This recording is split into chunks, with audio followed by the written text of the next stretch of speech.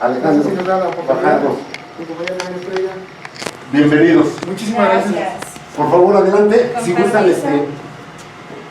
cubrimos las Así, medidas sobre de todo, seguridad, por medidas de favor. seguridad. Alejandro, por favor. Muchas gracias. Fajardo. Muchas gracias. Muchas gracias. Fajardo, buenas tardes. Bienvenidos, es un Muchísimas gusto gracias. poder verlos por aquí, por la zona oriente de Iztapalapa.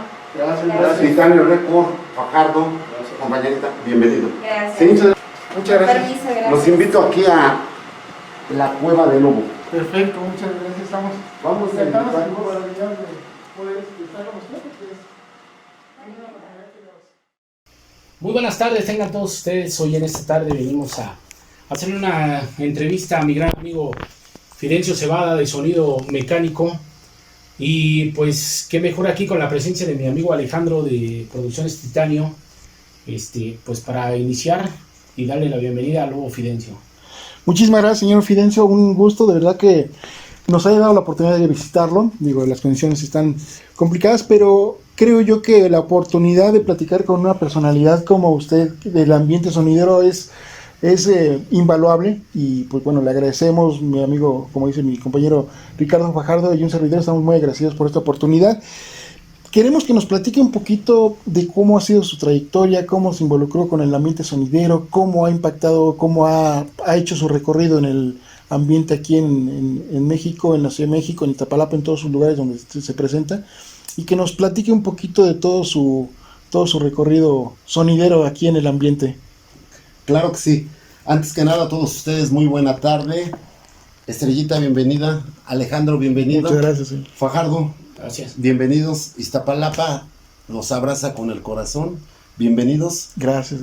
De hecho, Sonido Mecánico Lobo Fidencio se funda el 14 de febrero de 1979. Nuestro primer nombre en el movimiento sonidero fuimos Sonido Tercera Potencia. Cuando nosotros nos acercamos a Radio Voz a llevar unos discos de los Mirlos, que era Lamento en la Selva, el señor Camacho me menciona: Fidencio, te recomiendo que busques un nombre porque existen las 7 potencias, están las 7 potencias, y sí sería de manera respetuosa que ahorita tú que apenas inicias puedas hacer el cambio.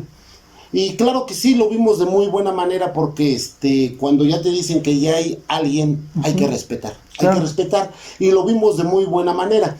De ahí se da a que nosotros frecuentábamos mucho a José Miranda Virgen de Casablanca, Tepito, allá en Morelos, que es la separación, la frontera de Morelos y Tepito, ahí en la Casa Blanca. Él ahí vendía sus discos y lo visitábamos. Y él me menciona: Fidencio, viene el 14 de febrero, dice, es muy bueno que festejemos tu aniversario, y permíteme yo poner el nombre del sonido. Claro que sí, adelante, Pepe. Y Pepe nos pone Sonido Paz y Amor. Es el segundo nombre que llevábamos, Paz y Amor. Esto me dice que más o menos en los 70s, 79, 79. en el 79. Todavía venía el rezago de la onda medio hippie, ¿no? Claro, todavía estaba toda la onda, todavía. Entonces el nombre caía perfecto también en ese ambiente y en ese contexto. De hecho, Miranda así lo vio, Sí. que claro. ese nombre, pero yo todavía a mi temprana edad no digería Ajá, todo el mensaje de Sonido Paz y Amor. Sí, claro. No lo digería yo, y viene que existían 2 amigos más que son mis compadres, tanto Rogelio, que ya no está aquí, y Alfredo, conocido como Quito. Él, los dos trabajaban en taller mecánico, yo también trabajaba a mi temprana edad, ya como ayudante en un taller mecánico. Ah, ok. Y como no quedó muy así, amarrado lo de paz y amor, ¿qué nombre ponemos? Y ya llevábamos una semana y qué nombre, hasta que de repente trabajamos en un taller mecánico. Y mecánico se deja venir porque viene la época de las chicas del tacón dorado, de la Sonora Santanera, de las luces de Nueva York, de los mofleros, de todo este tipo de películas, sí, de Alfonso Sayas, de Luis de Alba, de Shasha Montenegro, de una infinidad de mujeres hermosas, sí, y embona ahí mecánico. Claro. Y mecánico se queda. Mecánico. Mi compadre Jairo Varela, la salsa de mecánico. Ah, sí. Y se van dando las cosas de mecánico. Quiero invitarlos para que ustedes hemos sido cuidadosos de poder tener todavía aquellos amplificadores históricos donde iniciamos. Okay. Y un rack que nos hicieron los amigos, porque hubo muchas amistades que nos apoyaban y nos daban las cosas. No precisamente todo lo comprábamos, porque en la colonia no había un sonido. Entonces, claro, cuando yo salgo, la gente me apapacha, le simpatiza todo esto. Si gustan acompañarme, si me gustan acompañar, quiero que por favor vean un montaje de un rack que sin tener idea me lo dan de una muy buena voluntad y que por alguna causa se fue quedando con los años y también en su momento hasta mi esposa lo agarró de la cena después de que ahí pasaron los años y empezaron los racks, empezó todo, se quedó, pero teniendo los aparatos aprovechamos para poderlos poner y que ustedes vean cómo fue este movimiento. Ah, perfecto. Por favorcito, adelante, vamos a invitarnos a que pasen. Poder presentar a Alejandro Fajardo Estrella, este tipo de amplificación que era lo que se usaba en aquellos años, su nombre conocido como Rapson. Este es un Rapson HF65. Okay. Este Rapson HF65 consta de 2, 4, 6 y 8 botones. Los botones de cada Rapson marcaban el modelo diferente. Ah, okay. El modelo diferente. En esto poníamos un baflecito de 22 pulgadas y metíamos una bocina de 18 para los graves. Okay. Para los graves. Normalmente todos los equipos de sonido empezamos con 4 Rapson y de ahí, como fue incrementando, subimos hasta meter 6 Rapson. Metíamos una bocina por cada amplificador Rapson. Una pregunta, señor Fidencio. ¿Cómo aprendió a ir conectando los equipos? Yo quiero mencionarles algo que a mí en lo personal sí me fue muy complicado. Muy complicado. Inicio yo como sonidero a los 14 años. El aprender a bajar la luz del poste o jalarla del medidor y venir a hacer la instalación, claro, no era fácil. Mis primeros amplificadores que yo tuve y cómo los obtuve, los compré en Corregidora, en el Rey de Corregidora, una tienda muy famosa de muchos años que vendía aparatos, instrumentos musicales para puro grupo. Me acerco y me dicen, esto lo puedes sacar en abonos, un amplificador Bush con 4 bulbos y 2 torres, que eran bocinas de 12, y traían un tweeter nada más de cada lado. Eso venía instalado en serie porque pues los empecé a abrir para ver cómo venían instalados, ¿no? Para conocer y todo eso. Claro. Ya vi la instalación, traté de grabármela por cualquier situación y empecé siempre a desbaratar todo lo que compraba, lo desbarataba para conocer qué había adentro. Claro. Y los desbarato, veo que en qué situación están conectados. Llego yo a mi domicilio y mi mamá me dice, te están esperando una camioneta que vienen de El Rey de Corregidora, de la tienda musical, donde solicitaste este amplificador con estas 2 torres. No, pues yo bien a gusto, Sí, ¿cómo muy a no? gusto, porque si en aquel entonces el que tenía televisión era El rey. ¿verdad? El que tenía televisión, el que tenía su consola, que se ocupó también mucho en las fiestas, pues igual no era maravilloso, pero ya tener algo así a mi Claro. temprana edad, pues yo estaba muy satisfecho y muy a gusto. Con esas dos torres inicio yo lo que nunca creí que iba a estar hasta el día de hoy. Lo que llegué a pensar que nada más era un rato de emoción, de hobby, fue creciendo. Claro. Se terminan de ir, me entregan el amplificador, las dos torres, se van, ya eran las 6 de la tarde. Estamos hablando de Miguel Negrete 60, Colonia Niños Héroes, barrio de Nativitas. En el 60 de Miguel Negrete, en la esquina está la famosa cuchilla de los lavaderos. ¿Por qué los lavaderos? Porque toda la comunidad iba a lavar ahí. En aquel entonces, como todavía no venía lo del sismo, lo del temblor, había mucha vecindad, Sí. muchísima vecindad, lo que era antes Niño Perdido, que hoy es Eje Central, Sí. y que nomás llegaba hasta Monosabio, hasta donde era Eugenia, donde está el Maxim. Ah, ¿Por qué? ok. Porque de ahí hacia División del Norte estaba todo cerrado. Estaba todo cerrado. Cuando nosotros iniciamos ahí, ¿dónde probamos el equipo? Pues ahí en los lavaderos. No, pues todas las señoras lavando todavía, porque lavaban hasta muy tarde, cerraban a las 11 de la noche para que terminaran de lavar. Nos metemos y las señoras muy a gusto escuchando la Claro. música. ¿Cuál fue nuestro primer disco que pusimos? El de Los Gatos Negros. ¿Dónde lo compramos? El disco lo compramos en Discolandia de Portales, porque en aquel entonces las tiendas más famosas del disco de acetato eran Discolandia y que Claro. estaban muy bien surtidas. Sí. Que estaban muy bien surtidas. Tenían todo tipo de material y muy bueno. Digo, ahorita me está comentando que se estrenaron prácticamente con el disco de Los Gatos Negros, pero ¿qué más sonaba en ese ambiente, en esos años cuando ustedes estaban incursionando, cuando estaban arrancando con el sonido? ¿Qué otros grupos estaban así fuertes? De moda, Rigo Tobar. Ok. De moda. Sonoras, Santanera, Sonora Maracaibo, Almonací. Grupos, como yo bien les mencionaba, donde estoy en medio de California y del Maxim, Tommy Ramírez y los Sonorítmicos, Javier Pasos, que eran unos grupos que jalaban de gente, pero encanijadamente, Claro. ¿no? Veías a Chucho Palmas y su Palmera Tropical, eran la novedad.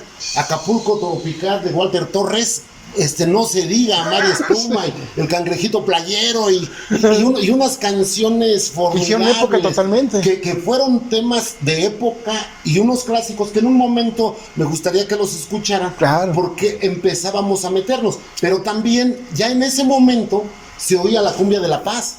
Oh, La clásica que se quedó, la cumbia de La Paz, que era un Referente, como referente hasta el día de hoy. La Claro. cumbia de las castañuelas, que es un súper clásico. Y ya de ahí se empiezan a difundir toda la música que viene en esa época, donde Pastor López y Rodolfo y La Típica empiezan a despuntar muy fuerte. Pero el sonidero, se van dando las cosas tan bonitas, porque con estos amplificadores, con este Rapson 1000, se ponían las piñatas de Twitter, que era Twitter de Flor. Ok. Poner o escuchar un tema de Andrés Landeros, como La Pava Congona, que está... La gente luego se ponía a bailar, o sea, nada más con el puro sonar del guaracheo del Twitter, Claro. se impulsaba a bailar. Creo que en aquel entonces, porque es una realidad, todos, la mayor parte, tocábamos mínimo 10 o 12 canciones por evento de Andrés Landeros, porque Andrés Landeros estaba sacando, llegó un momento que su LP, todo venía completo de música, todo muy completo, no había cuál poner. Sí. Tema que ponía uno, la gente lo bailaba. Como si no había desperdicio. No había algo que, como muchas ocasiones, en un LP nada más venía un tema. Claro. Y los demás ya no funcionaban. Y en el caso de Andrés Landeros, todos los temas eran éxitos. Exitazos. Eran éxitos. ¿Cuál fue la influencia para que hicieras tu equipo de sonido? De hecho, Miranda, ver un periodista, de la manera en que tú escuchabas cómo se exponía, cómo presentaba él su música, todo lo que trabajaba y lo que yo ya había visto aquí en el Maxim, ya me estaba jalando más, me empezó a atrapar. O sea, me atrapó el movimiento sonidero. Ahí me atrapó, porque Miranda viajaba y traía 2 discos de cada cosa que iba saliendo. Ok. Él los traía. También esa pregunta quería hacerle, señor Elfa, su primer material, o por lo menos el primer disco, lo compró en Discolandia. En Discolandia, bastantes. Okay. Bastantes. Todo lo que era Aparte de Discolandia, ¿en dónde más se hacía de sus discos y de sus materiales? Conozco de estar yendo a Tepito a Manuel. Okay. Manuel, a un costado de donde ahorita están los que venden discos, que están los ayateros. Él era el que vendía todo lo bueno. Él era el que viajaba. Okay. Él era el que viajaba. Ahí había que llegar temprano con él. Sí. Había que llegar temprano porque nomás sabían que ya llegó, se iba el material. Pero él tenía mucho repertorio para poder venderle a uno. Ahí lo que se necesitaba era dinero. ahí viene ya cuando se empiezan a hacer famosas las cumbias del millón, porque los discos eran muy caros.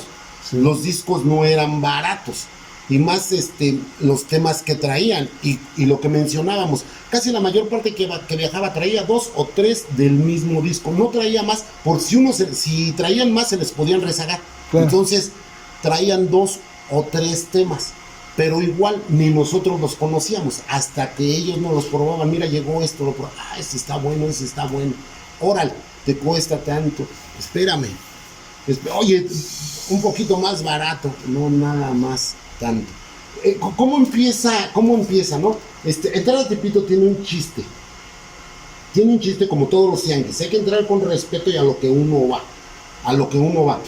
De ahí de donde está la casa de mi madre, de la Cuchilla de los Lavaderos, a una calle era el Niño Perdido. Este camión me dejaba exactamente en Garibaldi. Yo seguía caminando, cruzaba Reforma, entraba de la Glorieta y entraba por Rivero. Okay. Pasaba con los ayateros, pasaba todo ese camino, y el primero que tenía que encontrar era Manuel.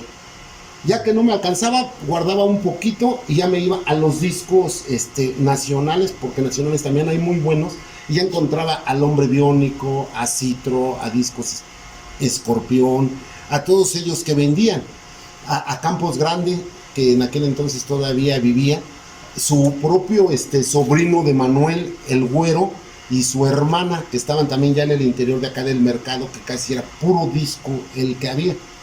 Ahí empiezo a conocer a varios compañeros sonideros que se van a surtir y me empiezan a decir, pues ¿qué pasó? ¿Qué trajiste esto y esto? Pero no me alcanzó, tiene pero no me alcanzó.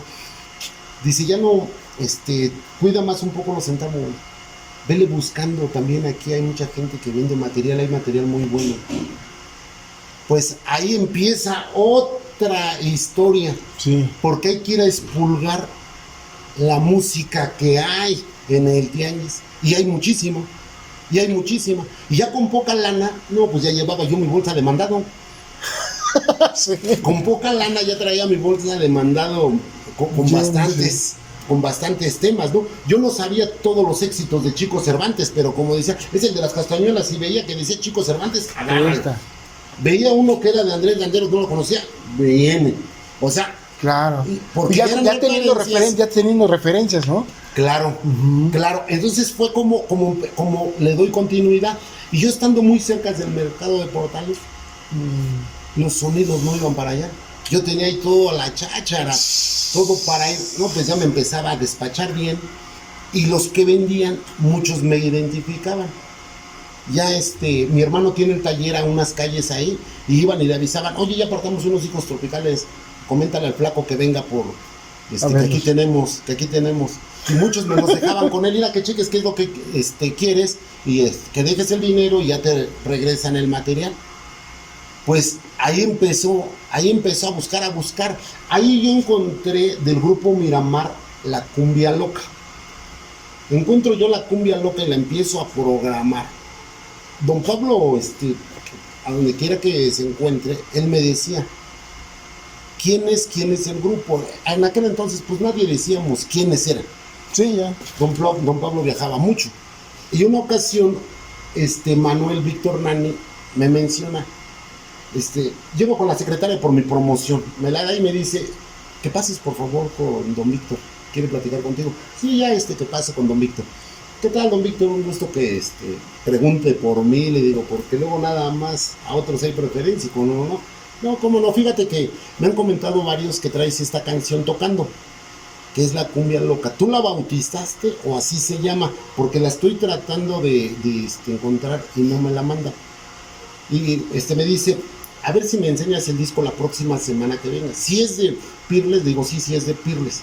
De hecho, el disco dice Pirles, no dice Fuentes, es Pirles, que es su misma marca que ellos manejan. Llego a la próxima semana, ve el disco y con las cámaras esas grandes de antes le toma la foto. Y luego me llama él el lunes, ya la localicé. Ah, sí. Me dice, ya la localicé, gracias. Va pasando el tiempo, sigue pasando el tiempo y empieza a bajar ya lo de el disco de acetato, el vinil, empieza a entrar ya el compacto. Y me dice, Fidencio, por favor, quiero que te vayas con el fotógrafo ahí mismo en Portales, porque el fotógrafo de Pirles estaba en Portales.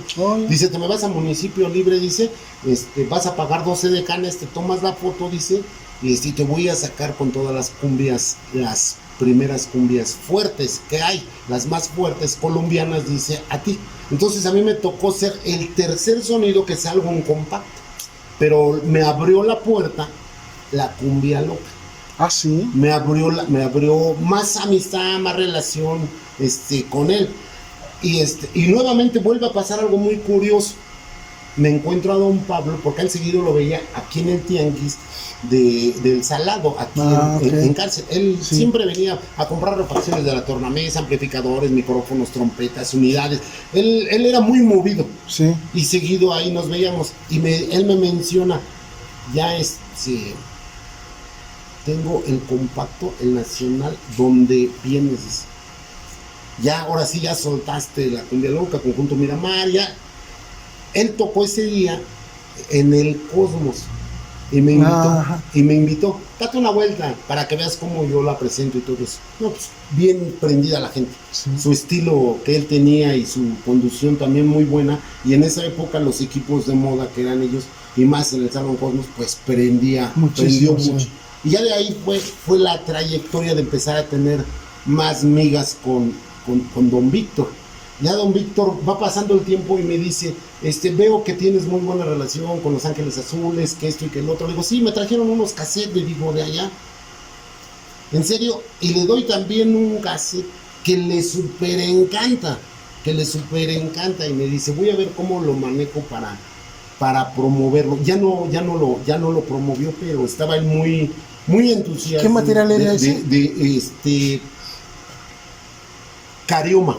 Ah, ok. De Carioma. No, es un súper, todos los temas también súper buenos, pero algo le pasó a él de no conseguir o no poder comprar la licencia para poderlo meter aquí en México. Pero ya se fueron dando más comentarios, fuimos avanzando y ahí viene la trayectoria de que me empieza a atrapar el sonido. O sea, el sonido me empezó a atrapar.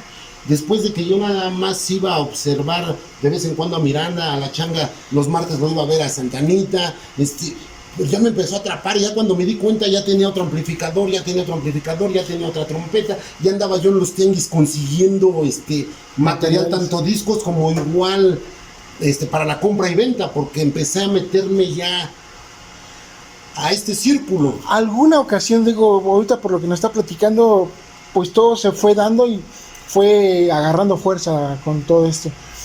En algún momento llegó llegó a pensar en dejar el sonido. Porque es complicado, ¿no? A final de cuentas es una pasión. Y una pasión, si uno no la sabe controlar, lo absorbe y gasta lo que uno luego ni siquiera puede calcular, ¿no? Así es. Pero es parte del gusto que a uno le nace por hacer algo. Y le digo porque muchas veces también platicando con músicos sabemos que los músicos, los sonideros, la gente que tenemos una pasión, es muy demandante, económicamente y en tiempo. Claro. Pero muchas veces factores externos o terceras personas que influyen en nosotros también, pues obligan a uno a pensar en otras condiciones o en algún cambio, ¿no?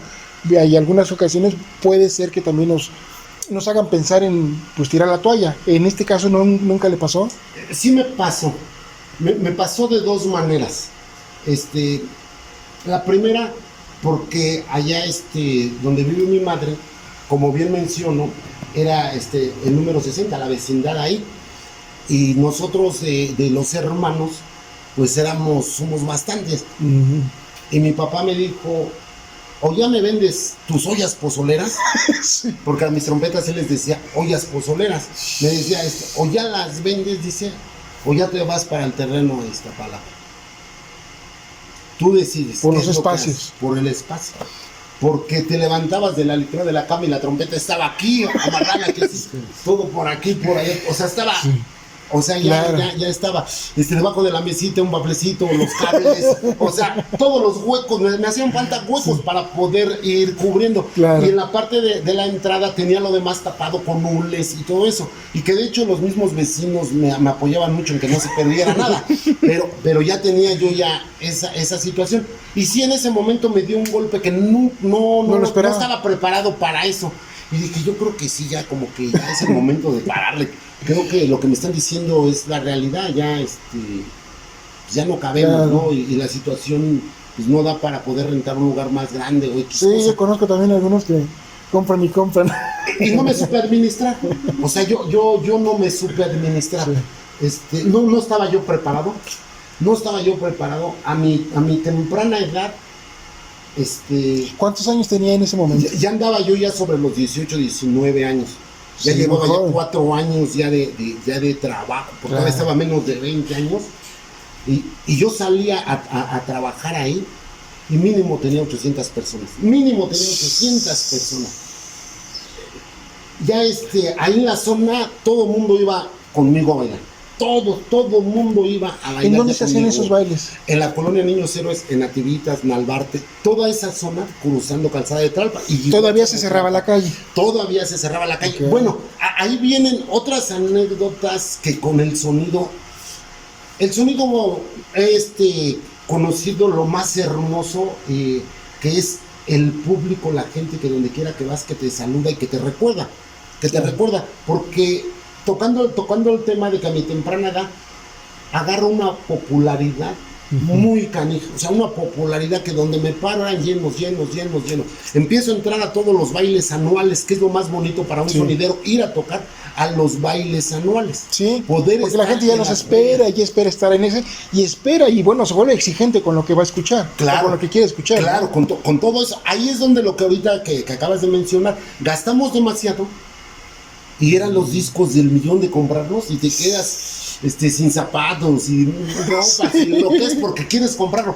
Pero la satisfacción es poner el que sabe con el dúo Los Compadres, y que yo también era el segundo sonidero que tenía el tema del que sabe. O sea, era la locura. Y tardaron para traerlo. Fue mi caballo de batalla, el que sabe muchísimos ¿Ah, sí? años, del dúo Los Compadres. Y luego, cuando estuve en Tepito, toco con el dúo Los Compadres. En Peña Morelos, ahí en la Morelos, hay un grupo que apoya a toda la comunidad. Y en diciembre hacen posadas, hacen convivios, todo gratis, y le dan a la gente. Ajá, Esa ocasión toca Miranda, toco yo, y Los Compadres, ¿cómo los consiguieron estos amigos? No sabemos. Pero Los Compadres abrieron el baile muy temprano. O sea, muy temprano. Ellos a las 6 de la tarde tocaron, a las 7 se fueron. Pero la gente aquí llegó a la 1 de la mañana. La gente ahí en Tepito no llega temprano. A la 1 de la mañana, pues, yo ya quería desconectar. Sí. Y me dicen, no, espérate, si aquí todavía... Apenas estamos calentando Sí, motores. apenas. Entonces, todo el tiempo, todas las calles de la Morelos y Tepito son muy transitadas. Todo el tiempo hay mucho movimiento. Pasaban y tarjetas y que ya se acabaron y todo eso. Pues nos dan las 12 de la noche y ya empieza a llegar la gente, empieza a llegar la gente. Hijo. No, pues empieza uno a revivir todos emocionados. No, ya está llegando la gente, ya está llegando. Pero eran los horarios. Yo no conocía los horarios ahí de la música. Miranda fue el sonido que acostumbró en aquellos años a amanecer tocando. ¿Ah, sí? Él era a las 5, 6, 7 de la mañana, inclusive en mi colonia, en Albarte, en Niños Héroes, cuando él iba a tocar, alguna ocasión apagaba el 80% de sonido y se quedaba poquito. Pero ya eran las 11 de la mañana del día siguiente. Su mecha. No, o sea, de maratón. Era ¿y cómo aguantaba Miranda? O sea, ¿cómo aguantaba estar parado? Porque estar parado aquí Sí. mucho tiempo y con la mano así se queda uno así hasta cangarrotado ya con los años. Sí. Ya con los años, porque no es lo mismo los tres mosqueteros que 20 años después. Claro. Entonces, todo ese tipo de situaciones, yo empecé a aprender con Miranda. Yo ir a ver con Miranda no era bailar. Era ir a ver Yo cómo me paraba se hacía. enfrente, cómo se escuchaban las trompetas, el grave, cómo se expresaba, la música que iba poniendo. Una salsa, otra salsa, otra salsa, otra salsa, otra salsa, otra salsa. Y ya eran 4 o 5 horas y pura salsa, salsa, salsa, salsa, salsa, salsa. Y yo era un receptor que ya estaba, escuche y escuche y escuche y escuche. Esa pregunta también se la quería hacer un momento. Hoy te estaba comentando que mucho de su gusto y de su conocimiento musical fue en el salón. Pero aparte de ahí, ¿dónde más aprendió a armar su repertorio, a ubicar cómo reaccionar, cómo ir a leer al público, cómo ecualizar, cómo quiere que se escuche hacia el público el sonido? ¿Cómo esos detalles que realmente hacen a un sonido y le dan su identidad, cómo los fue absorbiendo, cómo los fue aprendiendo? Porque muchos crecen apoyando a un sonido o conectando con un equipo, pero en este caso, porque me platica, pues fue mucho de trabajo autodidacta, a irlo aprendiendo por prueba y error. Fue mucho por prueba y error. No tuve maestro. Tuve que estar presione. Y en este caso, una vez más, vuelvo a hablar de Miranda, porque para esto yo no sabía que esto se alteraba. O sea, yo no sabía. Y uno de sus trabajadores me menciona. A él le decían el grande, uno de los trabajadores de Miranda. Me dice el grande: ¿qué onda, flaco? ¿Por qué no le ponchas? Mira todo lo que traes y no le estás ponchando. Y le digo, échale una checadita a ver si estoy bien en mi conexión y todo. Y me dice, sí, pero es que no has alterado tus aparatos. Ve con don Benito al centro. Yo te llevo, ahí me das un refresquito y yo te llevo. No, pues yo bien emocionado. Dice, te veo, dice, me citó un sábado. Dice, a las 10 de la mañana aquí en la discotienda y de aquí nos vamos. Pues yo tenía que cruzar, pero por ir, ahí llego con un taxi. Sí. Y él llega casi a las 12. Llegó a las 12, ahí el taxímetro marcando, ya el taxímetro me quería bajar. Un relajo, pero total, me dice, vámonos para Meave, le dice, lléveme a Meave, ahí a República del Salvador. Ajá. Y ya llegamos y conozco al famoso don Benito. Y ya empiezo a ver otros compañeros sonideros. Dice, ahora sí ya vas a traer los aparatos. Pero que nadie, caíste acá. No, nadie nos Sí, pasábamos el es que esos son tips que no los nos sonideros pasábamos se los van creando, ¿no? Y conozco ahí a don Benito porque nada más él estaba, todavía no estaba su hijo Gustavo, ni Beno Chico, ni Paco. Nada más estaba él y muy metido en los raps. ¿Para qué lo quieres? Para grave, ya se metía y te decía, llévatelo. Que no hay que probarlo. No, ya quedó, pruébemelo. Y ya lo probaba apenas si le abrieron los botones. Y yo empezaba a bufar. Ay, No, yo ya ay. quería llegar a la casa para igual hacer la prueba. Claro. Vámonos a tocar ahorita. Vamos a ver qué tal quedaron los aparatos. ¿Qué crees que sí quedó? Esta bocina le está aventando duro y el que no está alterado viene atrasada. La de este amplificador va bien avanzada, tirándole bien, pero el otro amplificador no. No, pues el lunes otra vez a ir con él, pues ya sabía yo ya el escondite. Don Benito, déjemelo igual que el otro. Órale. ¿Qué estás trabajando? Esto y esto. A ver, esto es para trompetas y esto es para el tono de Twitter. Entonces ya me fue él ya pues preparando cómo eran las cosas. Todavía no venía el Pibi. Así estuvimos varios años. Rolas empieza a hacer la novedad del robot musical con su pibi y también traía amplificadores de grupo y todo eso. Y empieza a hacer la novedad con los roperos y todo eso. Y uno de mis chalanes que venía de Puebla me dice, si él tiene un ropero de 4 bocinas, nosotros hay que hacer uno de 8 bocinas. Y en ese momento igual la locura. Pues hacemos uno de 8 bocinas. Y ahí como no teníamos transporte, ahí íbamos todos siempre empujándolo. Pues las llantas rápido siempre nos las acabábamos. Pero ese tipo de baffle nos llamó mucho público. Mucho público nos llamó. Tráete ese que trae ese bafflezote enorme que llega.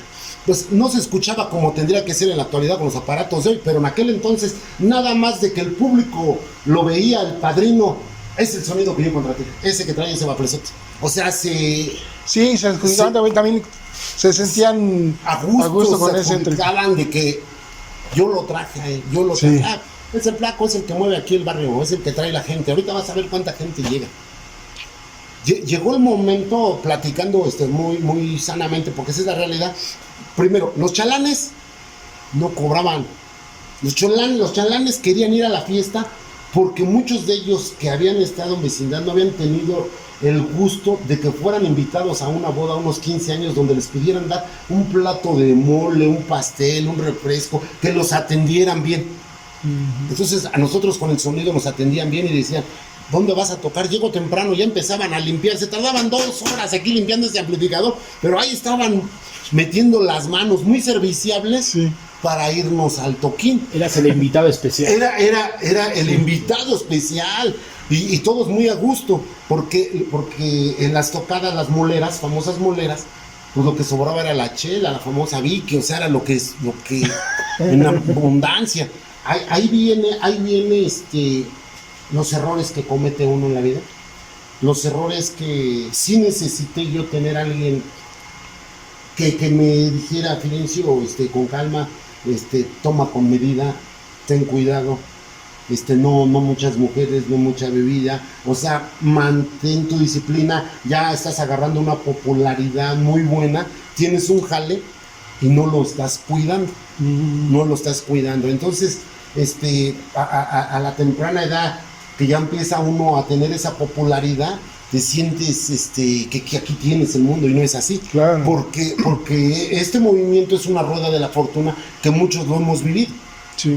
De todos los sonidos de nombre, tú llegabas a una cabina y veías 3, 4, 5 botellas en sus cabinas, y veías mucha alegría y veías mucho jale, pero también se acercaban cuates pues que no eran nocivos, que no eran bien para este claro, movimiento. Entonces se va uno con ese tipo de gentes, y cuando te das cuenta ya empiezas a bajar. Viene la otra, ¿cómo ya vas a dejar el sonido? ¿Qué me obliga a mí a frenarme? Yo siempre le he pedido a la Virgen, y en todas las fiestas anuales que iba, antes de tocar, me llamaba mucho entrar a las iglesias a persinarme. Uh-huh. Si yo iba a la marrana de la Magdalena Michuca, su baile anual, me entraba a persinar. Me compraba una quesadilla, ya regresaba y empezaba ya a trabajar. Terminando el evento, porque tenía la adrenalina muy fuerte de ver tanta gente bailando, sí, y que yo me sentía muy a gusto. La adrenalina yo la traía muy fuerte, y para que me calmara, me salía, y los de la Rueda de la Fortuna pues ya me conocían, porque casi eran los mismos los que andaban. Uh-huh. Y me decían, ¿qué pasó, flaco? Pues aquí, préndela. ¿Qué cuánto tiempo? Media hora. Ya me subía yo a la Rueda de la Fortuna, y la Rueda de la Fortuna estaba yo acá relajándome. ¿De verdad? Por la adrenalina que me daba de la emoción de la gente, claro, del baile. Y luego ya me bajaba y me decían, mira lo que te tocó. No, yo ya venía así, gracias a Dios, siempre así venía, ¿no? Con harta lana, ¿no? O sea, así, pues eran bailes de feria, o sea, se ponían bien. Y aparte que pues ya me habían dado unos piquetes de ojos, pero todavía venía, y la lana duraba, el dinero duraba. Entonces sí, se fueron dando las cosas. Tenía un buen trabajo, sí, trabajaba yo en comunicaciones y transportes, era empleado federal, y estaba con un director que de hecho era la oficina de la Dirección General de Servicios Sociales y Culturales. También llevaba a que había un sonido ahí. Ah, Y después, ok. cuando esta persona se jubila, ya me lo dejan a mí y empiezo ya a sonorizar a los funcionarios en esa ¿Ah, época. En esa época, yéndonos a inaugurar el puente Coatzacoalcos, Veracruz. Hasta allá. O sea, el de Tampico. O sea, varios empezamos, me llevaban a mí a sonorizar. Puro funcionario, el presidente, el secretario en aquel entonces, Emilio Mújica Montoya, era el que era el orador y presentaba al presidente, inauguraban y todo eso. Entonces ya me fui a empezar a meter en este movimiento más. Pero viene las cosas que todos vivimos, como cualquier trabajo, como cualquier empresa. También hay cosas que de repente se viven difíciles, ¿no? Sufrimos el asalto cuando ya estábamos nosotros bien, pero ahí hubo heridos, estuvo fuerte, ¿no? Que recordarla, Sí, no es nada son grato. ratos muy desagradables. Ujú. Viene ese gran robo a Mecánico, y viene todavía otra que nos vuelve a terminar de dar, ¿no? Ya la familia nos dice, oye, ya no te expongas mucho, ten cuidado, siempre andas así, llegas siempre amaneciendo, a veces pues con los tragos, ya nada más llegas con 3 o 4 chalanes, ya no vienen todos, porque la mayor parte pues venía de Malvarte, de allá de Nativitas. Yo venía aquí ya nomás, los terminaba de repartir y ya llegaban 3 o 2, pero cuando se hace el evento a beneficio de Mecánico por el robo que sucede. ¿Es en qué año fue? 84, ya en el 84. Para esto, ahí se hace una publicidad en Radio Voz con el viejito Cañandonga. Había ¿sí? muy buena comunicación con él. Que la hora de los sonidos, de 4 a 5, estaban y apoyan al compañero mecánico, y váyanse al baile. Sucedieron 2 historias que muchos no saben, porque muchos no lo saben.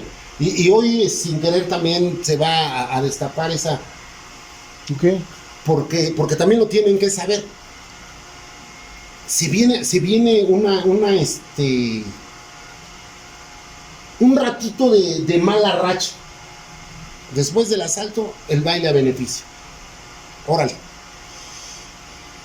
Canadá, que no salía de Santo Domingo, Coyoacán, nomás él estaba en sus áreas. Yo lo jalaba, vente para acá, porque ya Canadá con el Pibi ya venía empujando en el monooral, muy fuerte. Vente, apóyame, me sucedió esto. Sí, voy contigo, Fidencio.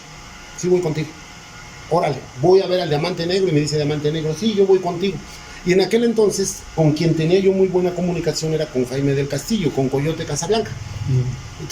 Éramos guatachos, muy bien también con él, independientemente de que él había agarrado el nombre de Casablanca de Miranda. Okay. Ya era cosa de ellos, porque también en su tiempo él trabajó con él, pero ya era cosa de ellos. Sí. Pero había muy buena comunicación, y él también tenía un super jale. Se anuncia el evento,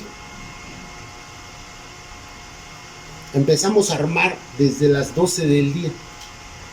A las 6 de la tarde nos llega la autoridad. Hijo. Ambulancias, camiones de bomberos, las panel de antes que había de las de racia, todo eso, policías caminando. No, parecía que venían a ver a Fidencio Quintero o algo así, porque se dejó venir todo el escuadrón. Todo. Pues a la hora que se llega con esto, llegan aquellos los bomberos echando agua y haciendo su desmán, los compañeros agarraban sus aparatos como podían y ya se orillaban. Le tocó al Sonido Profeta, que se quedó al último.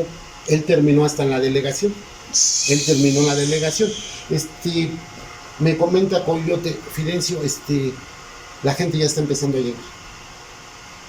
En todo ese desmán, eran las 8 de la noche y ya tenemos más de 2,000 personas. Hijo. Lo que nunca se había visto, todos los clubes de baile de la Ciudad de México que tenían contacto con Radio Voz, ahí. ¿Por qué? Porque ya el viejito Cañandonga había estado apóyenlo, porque como sabían que había habido varios heridos y había visto todo esto, pues se requería del apoyo. ¿Dónde fue ese baile? Aquí en donde fue el robo, fue aquí por la Pancho Villa. en Periférico, zonas que ya no hay que tocar, pero que fue muy pesado. Sí. Y cuando hacemos el baile nosotros acá, ya de recaudar, de hacer la recaudación, pues ya no se pudo recaudar nada. Órale, ese fue el primero de otros que iban a venir. Y otra vez ahí vamos, otra vez empezando. Otra vez a picar piedra y los compas, yo te vendo mi amplificador, me sobra, te lo doy económico, yo esto, y otra vez, ¿no? Pero se te van 3 o 4 años, Sí. se te vuelven a ir otra vez. Fue el motivo porque llegas a Iztapalapa a hacer otra historia. ¿Y cómo fue llegar? Porque también no es sencillo llegar a un barrio nuevo y con una propuesta, ¿no? desconocido, Exacto. Entramos a Iztapalapa habiendo sonidos de mucho nombre. Sí. Iztapalapa es se puede decir el primero o segundo que tiene más sonidos en México. Iztapalapa. Y de ahí siempre nos peleamos en primer lugar Ciudad Neza o Iztapalapa. Uh-huh. Siempre. O sea, eso ha sido así. ¿Dónde hay más sonidos? Porque aquí en Iztapalapa, acá en la media calle, en la esquina, a la vuelta, pues era la mera época dorada del movimiento La sonidero. meca del sonido. Llego, yo aquí por lo que mencionábamos que ya no cabía, ya en mi domicilio donde mi padre me dice, ya llévate todas estas ollas pozoleras y vete para allá. Y vengo a donde tocaron ustedes la puerta, esa era la primera habitación. En aquel entonces, todo esto aquí alrededor eran milpas, sembraban. Yo era el segundo vecino, aquí había uno aquí adelantito y todo esto estaba vacío, estaba totalmente desolado, ¿no? Claro. Venir ya de lo que ya venía del centro de la ciudad a venir aquí era volver a empezar. Sí. Y en ese momento ya había varios compañeros aquí en Iztapalapa que estaban despuntando bien fuerte. ¿Cómo nos empezamos a meter aquí? Ahí viene otra historia que bien menciona Fajardo. El sábado nos vamos a tocar, se nos quema el equipo y el domingo empezamos a checar dónde están las fallas y empezamos a hacer pruebas aquí en la parte de afuera. Pues todo era tierra, como decimos, se sembraba todo, estábamos solos. Y esa ocasión se quedaron 6 de los muchachos y estuvimos probando el equipo. Nos dieron igual ya las 6, 7 de la noche probando, pero ya afuera había como 100 personas y me decían, oye, están preguntando que qué horas va a empezar el baile y la gente está llegando. ¿De dónde salen? ¿Quién sabe? Dice, porque hay pura milpa, pero la gente está llegando. La gente, pues las trompetas siempre han viajado y traen el sonido. Y dice, ya ponte unos temas, pues era temprano un ratito, hasta las 8 de la noche, sí. No, pero a las 8 ya estaba lleno. ¿Cómo quitabas el equipo si a las 8 ya estaba lleno? Y en la parte de aquí atrás había unas chicas que eran muy emocionadas también con lo del baile, que escuchaban Radio Voz y que querían ser también parte de un club, ser parte de todo esto. Y nos ven llegando aquí. No, pues empiezan a acercar, empiezan a sumarse. Y terminando el baile, ¿dónde va a tocar la próxima semana? Pues estamos checando. Y uno de mis chalanes dice, aquí vamos a estar ahorita tocando los domingos, por si se quieren dar la vuelta. Y la gente empieza a escuchar. No, pero al siguiente domingo nosotros teníamos evento en esa. Pues toda la gente estuvo llegando aquí. Oye, ¿qué crees? Estuvieron preguntando por qué, pues era como broma, ¿no? Pero sí se lo creyó sin hacer propaganda, sin nada. La gente lo que buscaba ya era espacios recreativos para bailar, porque no había áreas aquí para divertirse. Pues órale, vamos a meterle una propaganda y vamos a ver cómo jala. Y metemos una propaganda de chica, no grande, a un solo color. Salimos, ponemos la publicidad, llevamos a cabo el evento, lleno total. Nos empezamos a meter, pero ya llegó esa ocasión Agua Loca y los Tirsos, que ellos vienen en la unidad y dicen, escuchamos la música y siempre los bailadores o la gente se ha guiado por las bocinas de las trompetas. Ya empezaban a decir, ¿cuándo vuelves a tocar? Tal fecha, ya empecé a tocar. Y de ahí, alrededor ya de 2 o 3 kilómetros, empiezan a hacer bailes, porque veían que aquí se hacía. el de la pista de los carretes de aquí de Miscual, que era una super pista, era al nivel de la pista 69 del Paradero. Pero aquí también, en esta temporada de lluvias, toda la tierra estaba súper encharcada. Ahí aprendimos algo muy bonito, porque se aprenden muchas cosas. Le digo a este amigo, la gente no va a entrar a bailar así, hay mucho lodo, o sea, no va a entrar, y hay muchos charcos de agua. No, espérate, Fidencio, no te desanimes, espérate, ahorita que deje de llover. Pues órale, está bien, dejó de llover, cuando de repente agarra y sale con su varilla y sale con su mazo el señor. Y donde está el charco se para en medio y entierra su varilla y le empieza a pegar. Y empieza a hacer varios hoyos y el agua empieza a absorber. Empieza a absorber, y le digo, oye, esto no lo había visto, ya aprendí algo, porque siempre andamos sufriendo con esto. Digo, qué bien que te pusiste las pilas, y una gran novedad eso, era una super novedad. Pues otro lleno total, empiezan los llenos, porque pues ya traíamos nosotros mucha difusión de donde veníamos, y dice, ¿a poco sí eres? Y sí, digo, sí, soy yo el del radio y esto, y ya nos van a empezar a meter anuncios en Radio Voz otra vez para acá. Entonces ya se empezó a escuchar aquí, Mecánico empieza a trabajar ya con los sonideros de la zona. ¿Qué sonideros habían? Ya, principalmente Tirso. En aquel entonces Tirso era, como se dice, el rey de las multitudes, honor a quien honor se merece. Un gran personaje, él en jalar al público, tener su gente. Con las bandas o los clubes importantes, él era el que estaba. Vamos a pensar que llegaba a Santa Cruz Mellehualco, un sonido famoso. No vamos a decir nombres, pero el más famoso llegaba a tocar. Y Tirso estaba a unas 10 calles o en la colonia vecina. Tirso tenía la gente. Él estaba ahí. Y el sonido famoso vacío.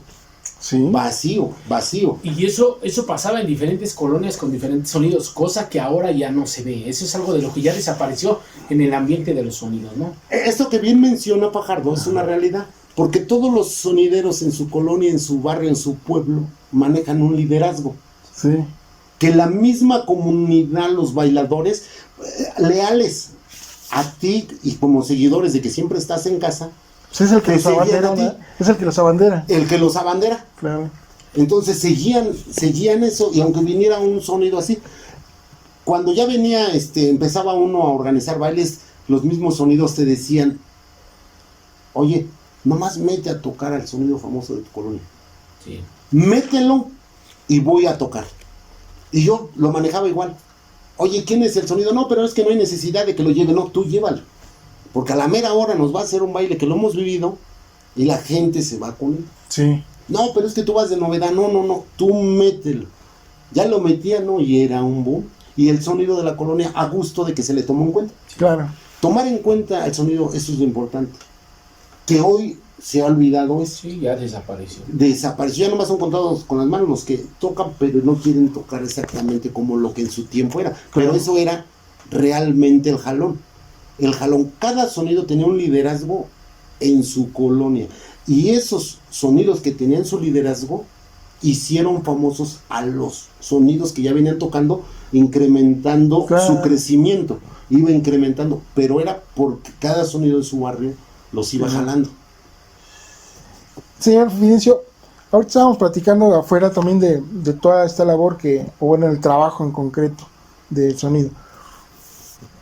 ¿Cómo fue para usted armarse como dice que antes los muchachos o los chalanes no cobraban?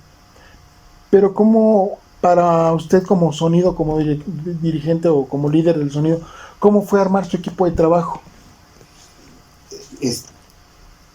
Los compañeros que empezaron ya a cobrar, ya empezaban a tener una responsabilidad en el cuidar el equipo. En empezar a que entendieras que esto era una fuente de trabajo, que ya era una empresa, que ya era algo muy serio, porque ya estábamos ya más metidos, ya había, como decíamos, ya había capital, porque cuando empezamos, como bien decía, nada más iban por el arroz y el mole. Ya cuando veían, oye, ya este mecánico está ganando, ahora sí, aquí está. Toma lo de tu taxi y lo de tu gasto. Toma lo de tu taxi y lo de tu gasto para que lleves a tu casa. Ya empezábamos a dar los sueldos. Ah, ok. Órale, poco a poco. Pero siempre había el brazo derecho en el sonido que siempre ha sido, siempre hay uno que se mete a todo, que está desde el comienzo hasta el final, en las buenas, en las malas y todo, y que hay que darle un poquito más. Sí. Que hay que darles un poquito más. Se van dando. De hecho, ha habido ocasiones que cuando ya se termina esa rueda de la fortuna y que ya no estás arriba y que estás abajo y que empieza otra vez a bajar esto, pues vienen los sueldos caídos. Porque ya no les das lo mismo que les dabas. Claro. Ya con sus esposas hay inconformidad, porque ya los que me ayudaban ya tenían mujer. Ya no llevaban la papa completa a la casa. ¿Cuántas gentes llegaban a trabajar? Lo máximo que llegaban a trabajar con usted. 12 personas. Bastante gente. Y de las 12, realmente con 5 o 6 personas podíamos sacar la chamba. Pero la intención era siempre hacer presencia a donde fuéramos. Viene ahí la famosa leyenda urbana. Que empiezo yo a entrar a abrir plazas, porque así era, abrir plazas en colonias donde los sonidos todavía no entraban a tocar. ¿Cómo cuáles hay? En varias colonias entramos, de todas las orillas, como era La Loba, todo lo que estaba solo, ahí llegábamos, pero nosotros ya traíamos la fama de aquí, y que nos dábamos cuenta que en ese tipo de lugares nos convenía ir porque llegaba la gente. Sí llegaba, pero era donde decíamos, ahí venía otra vez lo difícil. De repente cuando dicen, ahí vienen, te salen 150 o 200 chavos haciendo desmán. Continúa con este tema de quiénes apoyaban o colaboraban con esta cuestión del sonido. ¿Quiénes eran los que estaban involucrados o cómo fue que se fue armando su equipo de trabajo? ¿Quiénes lo apoyaron en esos años? Fui involucrando poco a poco a mis hermanos. Okay. A mis hermanos, a mi hermano, el mayor, que tiene un taller de cerrajería, y que ahí él tenía toda la herramienta, me permitía usar su herramienta y arreglar las luces, armar las piñatas de Twitter, arreglar las tornamesa. O sea, ahí en Pilares 1704, mi hermano, conocido como el Califa de Oro, él me permitía llevar a cabo eso. De ahí mi hermano Julián y Javier me empiezan a apoyar. Y los integrantes de la vecindad, de un compadre mío, de un evento que tuvimos también y que lamentablemente se fue por apoyar a un compañero sonido famoso, cometió por ahí un error, se metió a apoyarlo. No era la agresión con nosotros, era con el otro, y perdió la vida. A mi compadre Alejandro Leiva, donde quiera que se encuentre. Son las, como decimos, como toda empresa, también tiene caídos, como en todos lados. Sí, ¿no? Como en todos lados riesgos. Suceden y pasan este tipo de cosas. Viene Gustavo Cepeda, el Chivo, que de los que era mi segunda voz, muy famoso él muy famoso también. Los compañeros sonideros les gustaba a él su estilo de trabajo que él traía en animar. Viene Leonardo Hernández, y él ahora es Sonido Mundo Latino y se hace llamar el hijo de Lobo Fidencio. Empiezo a mencionar una infinidad que en su momento, que son sonidos y que yo era su padrino.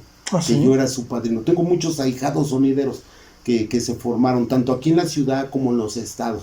Me llamaban para ir a tocar, venme a padrinar, venme a esto. Sí, claro que sí. Entonces, generamos mucha amistad. Sí. Muy bonito. Mucha solidaridad con los demás. Mucha solidaridad. Sí, eso fue en cuestión de la mano de obra, pero de ahí un chalán jalaba a otro chalán y otro jalaba a otro. En los mismos bailes, cuando uno iba a descargar el camión, llegaban los chavos. ¿Le ayudo? ¿Me permite ayudarle? Dice, no me paguen, yo le quiero ayudar. Sí. No le quiero ayudar, no es con interés de esto, pero pues no me vayas a llevar al baile. No tomo nada, mire, vean, vengo sin nada. Y empezaban a meter las manos, y ya cada vez que yo regresaba a esa pista, había 1 o 2 esperando para que me ayudaran, y ya de ahí ¿Quieres venir mañana? Vamos a tocar en tal lado. ¿Quieres venir? Sí. Porque hubo un momento que yo estuve tocando diario, lunes, martes, miércoles, jueves, viernes, sábado y domingo, tocaba diario, hubo una temporada que se tocaba diario. Eso más o menos como en qué año se iba, era. Del 85 como hasta el 92, como diario se tocaba, diario, no había Y en ese momento su única actividad era el sonido. Era el sonido, ahí viene platicando la factura que uno paga con la familia, ¿no? El no poderlos llevar a la escuela a los hijos. Porque te metes tanto en el movimiento del sonido, tus compromisos, que ya no te da tiempo de llevarlos a la primaria, a la secundaria o a la prepa, porque estás diario chambeando. Incluso la rutina del día a día, ¿no? Uno trabaja toda la noche y el día pues es para agarrar lo más que se pueda para descansar, ¿no? Y rompe con toda la dinámica del hogar y es complicado. Aquí en la parte de aquí arriba, yo hice una habitación que el albañil cuando la hizo, me hizo mención que por qué la cerraba toda, nomás quería la puerta, no quería ventana. Porque lo que quería era llegar, dormir y recuperarme de 4 o 5 horas para que el día siguiente fueras a tocar. Pero todavía tenías que hacer talacha de lo que el equipo haya fallado. De del uso, ¿no? Ahí venía lo que bien mencionabas de los trabajadores, siempre hay una mano derecha. Yo me voy a arreglar el aparato, tú armas y nos vemos ya en el evento. Hacemos esto y yo hago esta actividad, tú adelántate, haz toda la armazón y en lo que arreglan, yo regreso con lo que esté mal. Podría ser en que compráramos focos para las luces, en un amplificador quemado, en el reproductor mal, la bocina, cualquier cosa. Ahí en el evento, terminando y ya, órale a tocar. Pero ya la gente ya veía que ya estábamos en el lugar para hacer nuestro trabajo. Sí. Algo de lo que yo vi, de lo que yo viví con sonido mecánico, que yo vi, a mí me daba gusto llegar e ir a los bailes del mecánico porque llegabas y estaban muchos clubes de baile, mucha gente famosa, bailarines famosos de la Ciudad de México, que llegabas a los bailes del sonido mecánico y estaban ahí. Mucho homosexual, los homosexuales son como que la vida de un baile, ¿no? Como que el atractivo, no sé, o sea, yo pienso que un baile sonidero sin un homosexual no es baile. O sea, mucho hacen también ambientes para el baile, ¿no? En los bailes de sonido mecánico, como que tenía esa chispa, ¿no? Como que ese imán de jalar a mucha gente bailarina, ¿no? Gente que iba a bailar, a escuchar buena música. Ahorita que mencionas de los bailarines, Ricardo, ¿qué bailarines famosos te acuerdas de la época de que andabas con el sonido mecánico? Me acuerdo yo de la Miguela, un ejemplo. Sí. ¿Ah, sí? Sí, la Miguela. En Santa Úrsula ya me siguió mucho en la pista El Pozo, todo Santa Úrsula, Cuapa. Tocando ese tema que bien mencionas, termina ahí. Esa plática es muy interesante. A Miguela me acuerdo del Príncipe Marcos y la Lili. Así es. Es de lo que me acuerdo, ¿no?